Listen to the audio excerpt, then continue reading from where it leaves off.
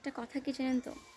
আজ যে ইচ্ছেগুলো আপনার মধ্যে খুব প্রখরভাবে কাজ করছে, যে ইচ্ছেগুলোকে পূরণ করার জন্য আপনি দিনটা ২৪ ঘন্টা পরিশ্রম করছেন, আর অল্প কিছু সময়ের পর সেই ইচ্ছেগুলো আর আপনার মনের মধ্যে থাকবে না।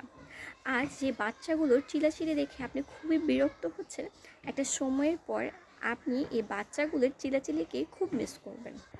আজ যে বাসার খাবারগুলো আপনার ভালো লাগছে না, আর কিছুদিন পর যখন আপনি দূরে কোথাও যাবেন, তখন বাসার এই খাবারগুলোকে আপনি সবচাইতে বেশি মিস করবেন। আজ যে জামাটা আর জুতোটা আপনার পছন্দের লিস্টের সবচাইতে উপরে, আগামীকাল সেই জামাটা এবং সেই জুতাটাও আপনার পছন্দের দ্বিতীয় তালিকায় চলে আসবে।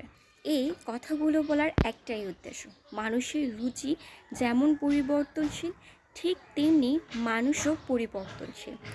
আজ যে মানুষগুলো আপনার কাছে সবচাইতে বেশি প্রিয়, একটা সময়ের পর এই মানুষগুলো আপনার কাছে অপ্রিয় লাগতে শুরু করবে। তাই যে কোনো কিছুর পরিবর্তনে কখনোই হতাশা হয়ে পড়বেন না।